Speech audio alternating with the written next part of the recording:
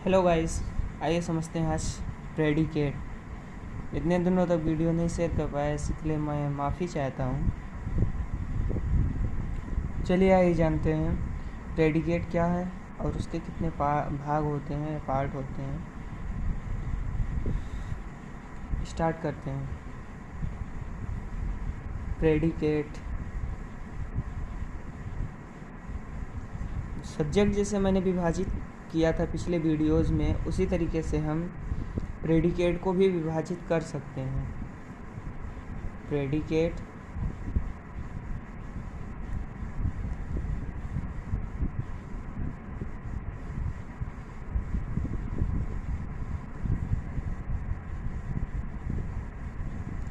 Predicate 3 प्रकार के होते हैं।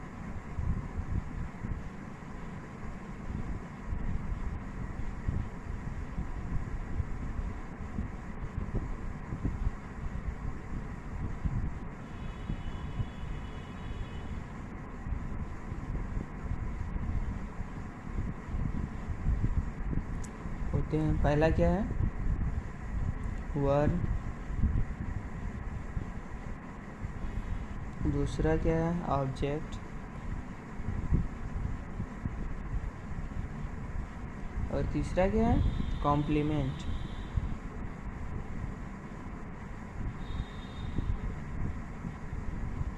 वर्ब, ऑब्जेक्ट और कॉम्प्लीमेंट। चलिए एक उदाहरण से समझते हैं।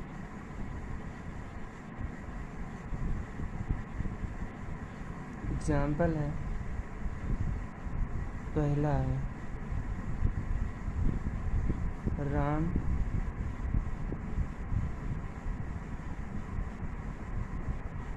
bought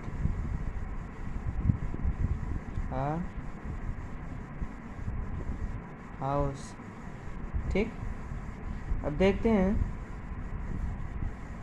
चलिए इसमें ढूंढते हैं सब्जेक्ट,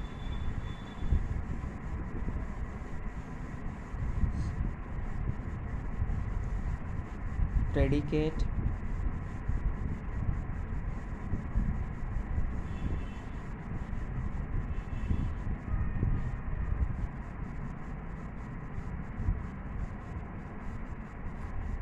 वर्ब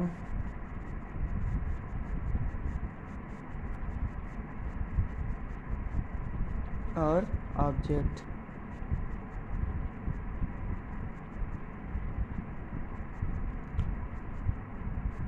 पहले इसकी हिंदी जानते हैं। कर्ता,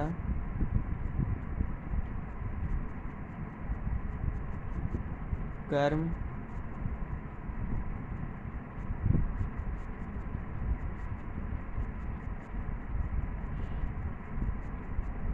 क्रिया, नहीं करता,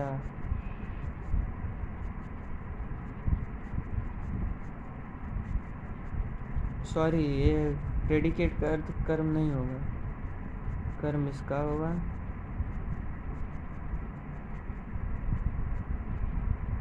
शायद इसका भी कर्म ही होता है, कर्म ही होता है। चलिए अब डिवाइड करते हैं सेंटेंस को।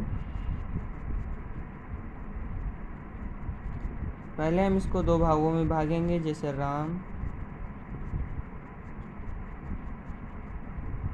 bought a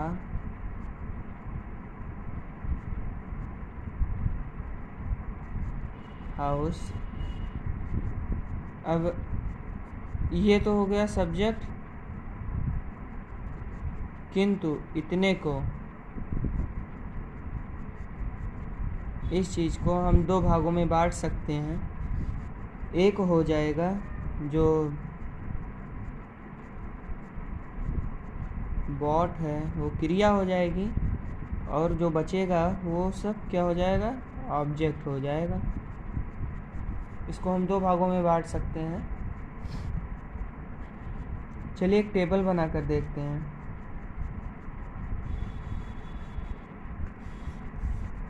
क्या टेबल कैसा रहेगा? एक टेबल के माध्यम से समझते हैं। पहले लिखेंगे सब्जेक्ट, प्रेडिकेट, ठीक। इसको ज़्यादा नहीं बड़ा बनाएंगे, बस थोड़ा सा।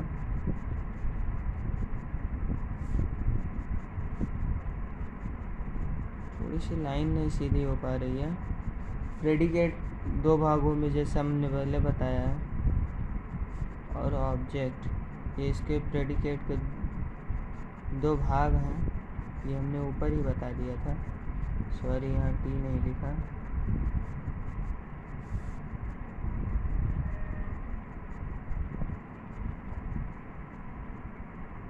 आइए आगे देखते हैं। पहला सेंटेंस है आई, उसके बाद में B O bot,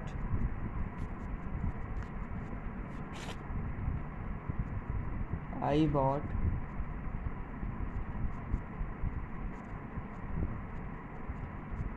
a car, my mother,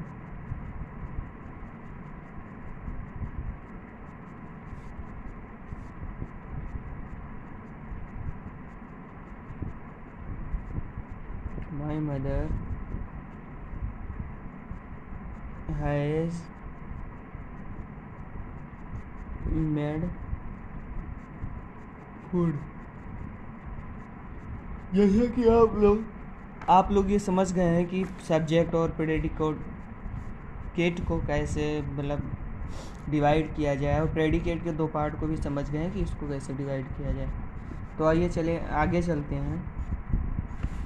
आइए अब सीखते हैं। जैसे इसमें एक बचता है,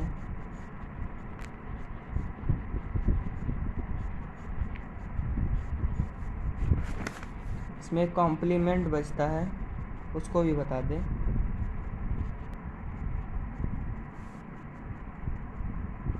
कॉम्प्लीमेंट एग्जाम्पल के जरिए आइए इसको भी समझते हैं।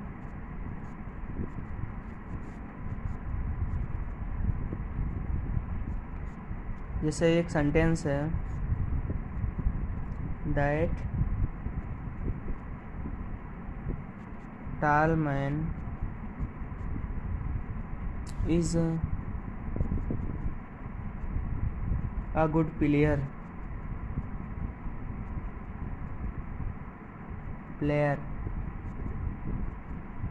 ठीक। अब आइए देखते हैं इसमें सब्जेक्ट क्या है,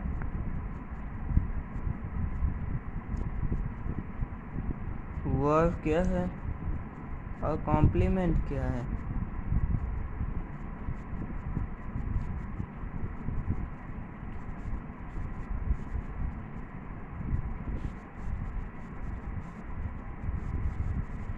दैट टाल man is a good player. इसमें क्या हो गया,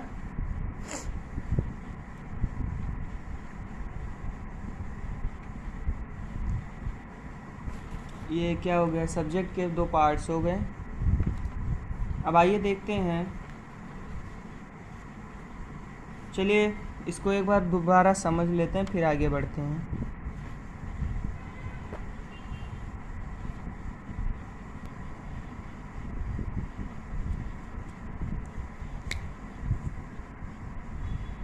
ये क्या है, प्रेडिकेट का विभाजन। इसके कितने पार्ट होते हैं, तीन प्रकार के होते हैं, मतलब तीन भाग होते हैं इसके। किसके, प्रेडिकेट के। पहला क्या है, वर्ब, दूसरा ऑब्जेक्ट, तीसरा कॉम्प्लीमेंट। अब इसकी मतलब इसको ऐसे नहीं समझा जाता, इसीलिए हमने एग्जांपल दे करके समझा दिया है। राम बॉट अ हाउस, ठीक। अब इसमें हमें छांटना है सब्जेक्ट, प्रेडिकेट, वर्ब, ऑब्जेक्ट।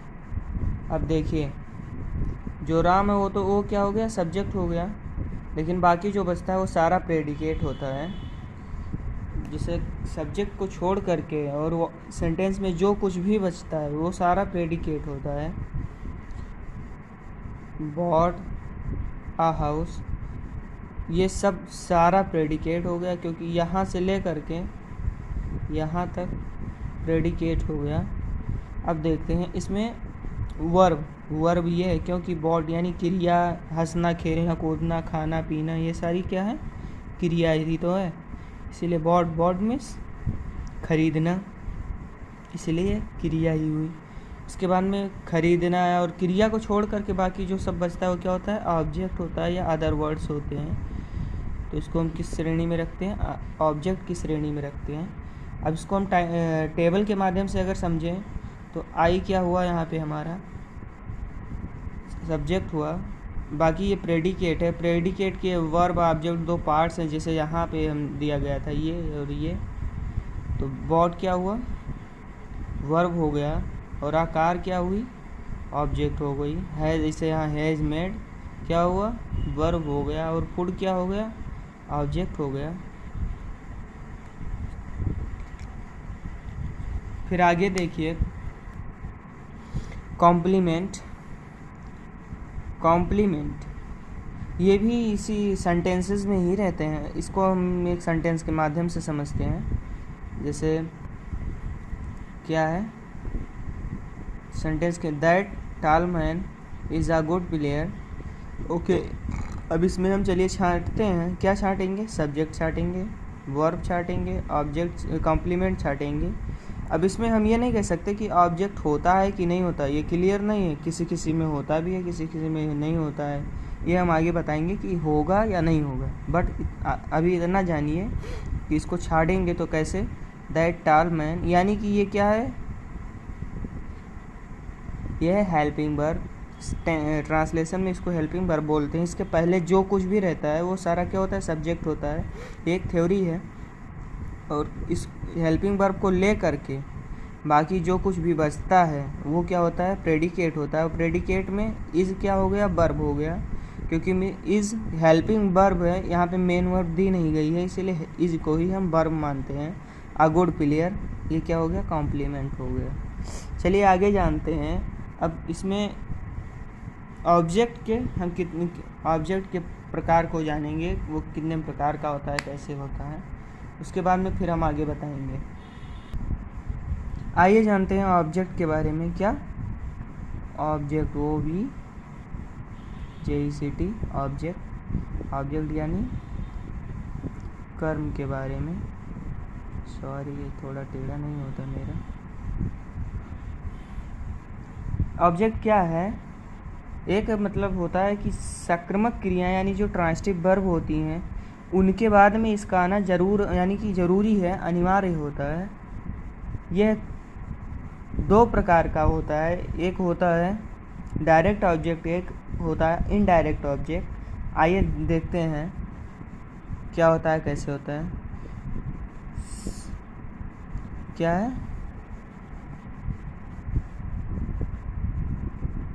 सक्रमक क्रियाएं, सक्रमक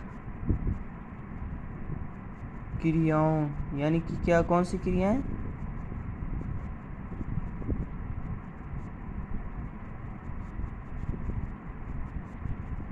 ट्रांजिटिव वर्ब जो होती हैं। वर्ब के पार्ट्स जब आप पढ़ेंगे तो इसमें पता चलेगा आपको कि transitive verb, intransitive verb, linking verb, ये सारी क्रियाएं क्या होती हैं, इसको क्यों मतलब अलग अलग नाम दिया गया है। तो इसमें जो ट्रांजिटिव वर्ब होती हैं उसके ट्रांजिटिव वर्ब के बाद इसका आना अनिवार्य है। क्या है, अनिवार्य है।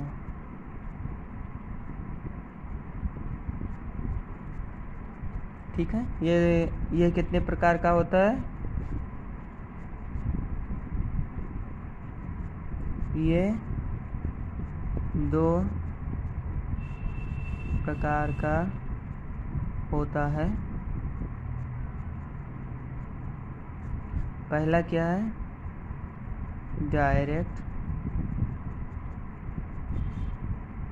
ऑब्जेक्ट और दूसरा क्या है, इनडायरेक्ट ऑब्जेक्ट।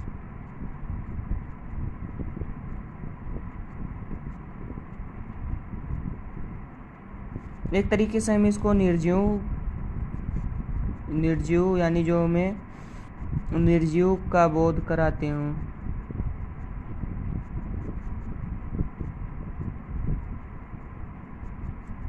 जिससे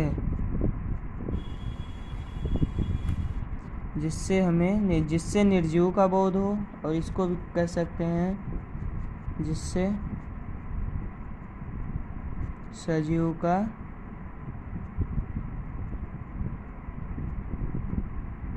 बोध हो। कहाँ हो, वाक्य में।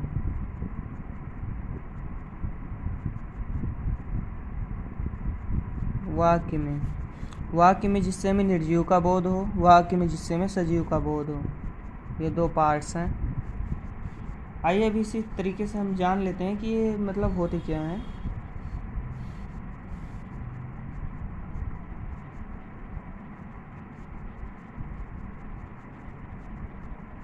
डायरेक्ट ऑब्जेक्ट क्या है, ये वस्तु का बोध कराता है, और इनडायरेक्ट ऑब्जेक्ट क्या है, ये व्यक्ति का बोध कराता है।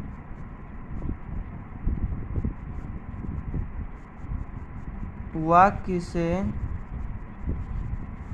क्या का प्रश्न करने पर जो उत्तर प्राप्त हो, वाक्य से किसको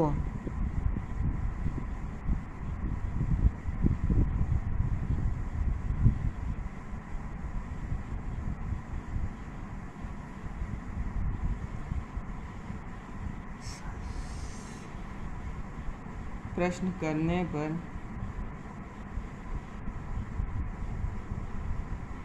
जो उत्तर प्राप्त हो। चलिए इतना पहले समझ लेते हैं, फिर आगे बढ़ते हैं। ऑब्जेक्ट यानी कर्म, सक्रमक क्रियाएं यानी कि जैसे आप जब वर्ब पढ़ेंगे तो उसमें ट्रांसटिव इंट्रांसटिव लिंकिंग आएगा, तो उसी का एक पार्ट ले लिया गया है ट्रांसटिव। सॉरी, यहाँ पे आई नहीं लिखा था, आई लिखा था बट ऊपर बिंदी नहीं लगाया था।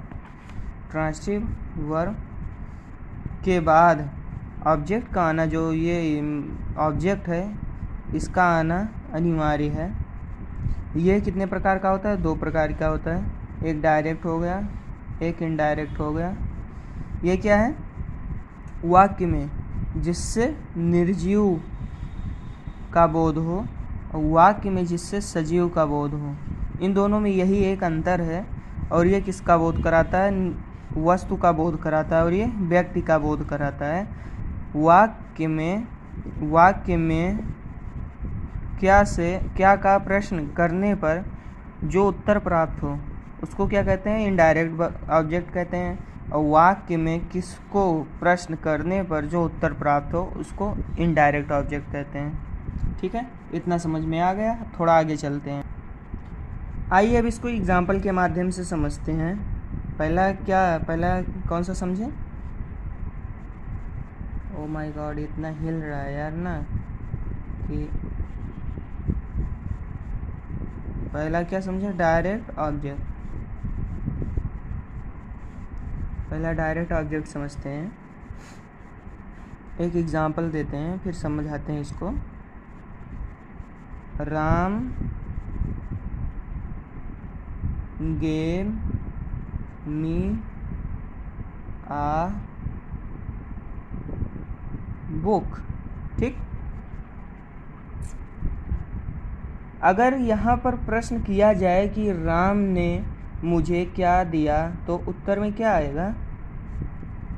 चलिए करते हैं। Ram gave me book, Ram ने मुझे किताब दिया। अगर हम प्रश्न करें, ये क्या है, ये इसी का ट्रांसलेशन है हिंदी। राम ने, अब यहाँ प्रश्न किया जाए, प्रश्न किया जाए, राम ने मुझे क्या दिया।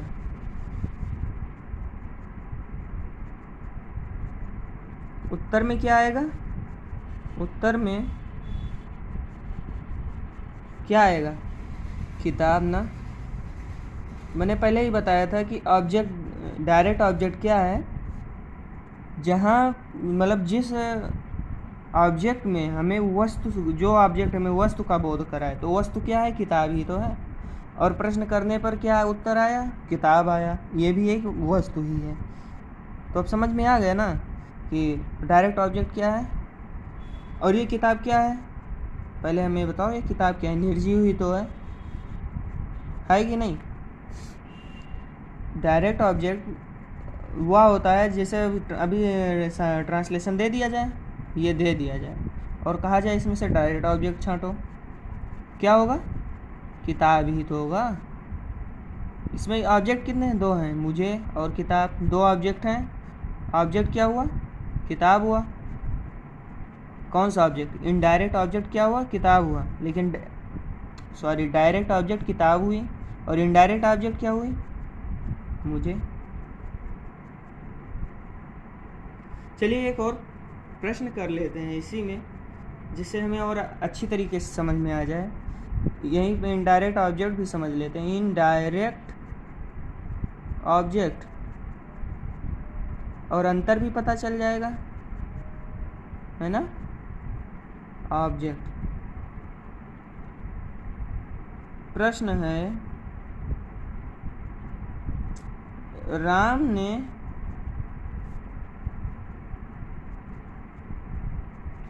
किताब किसको दिया। ठीक, उत्तर में क्या आएगा, मुझे। मैंने क्या बताया था, किसको से प्रश्न और क्या से प्रश्न, यही तो बताया था ना मैंने, कोई और तो बताया नहीं था। और उत्तर में क्या आया, मुझे। ये क्या है, सजीव है ना।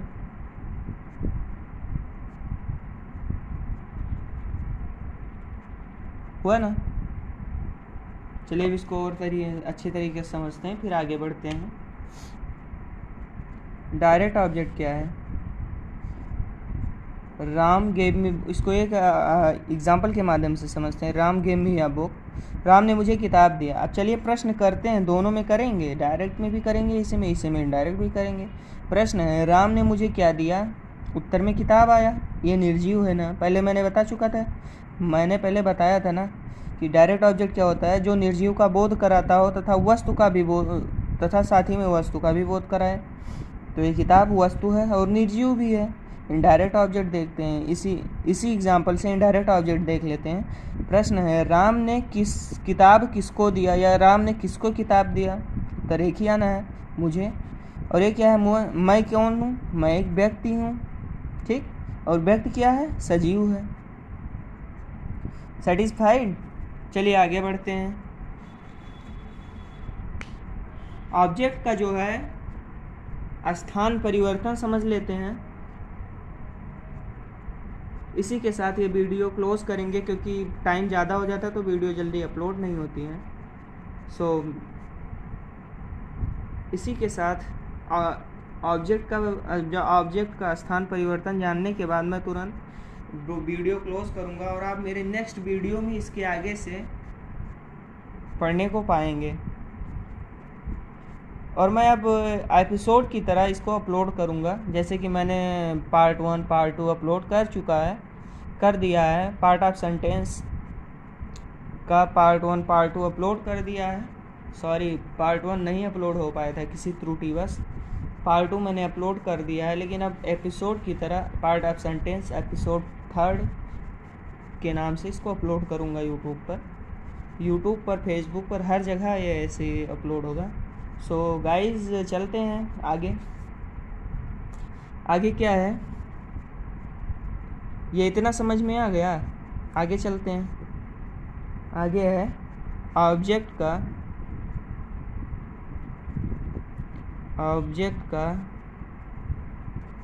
स्थान परिवर्तन। चलिए जानते हैं ऑब्जेक्ट का स्थान परिवर्तन कैसे होता है। अगर क्रिया के तुरंत बाद हम डायरेक्ट ऑब्जेक्ट लिखना चाहते हैं तथा उसके बाद इनडायरेक्ट ऑब्जेक्ट, तो हमें इनडायरेक्ट ऑब्जेक्ट से पूर्व प्रीपोजिशन टू अथवा फॉर जो भी उपयुक्त हो लिखना चाहिए। चलिए देखते हैं है क्या। मैंने क्या बताया था, Ram gave me a book. यहाँ पे देखिए डायरेक्ट क्या है, किताब है ना, किताब क्या है, बुक है। ये क्या है, बुक, किताब है, ये डायरेक्ट ऑब्जेक्ट है। ये कहाँ है, ये इनडायरेक्ट ऑब्जेक्ट कौन सा है, मैं यानी मी। ये डायरेक्ट है, ये इनडायरेक्ट है। इनडायरेक्ट के पीछे डायरेक्ट है।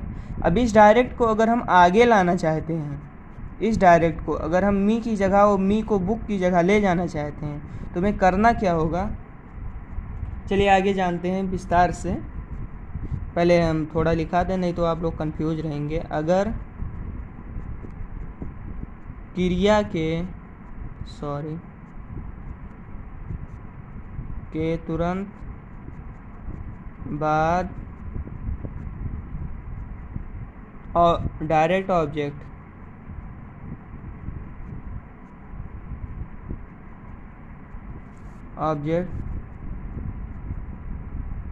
लिखना चाहें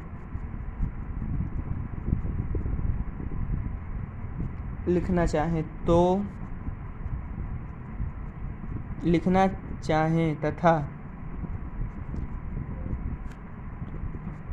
इनडायरेक्ट ऑब्जेक्ट करेंगे।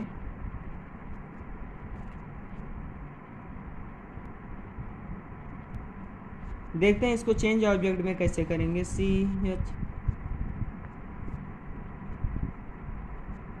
चेंज ऑब्जेक्ट जो है हमारा वो क्या होगा, आई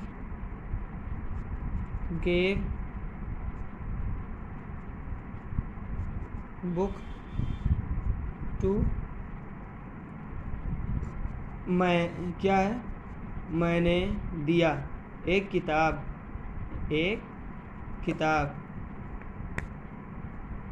टू हिम यानी उसको, मैंने एक किताब उसको दिया। और यहाँ क्या अर्थ होगा,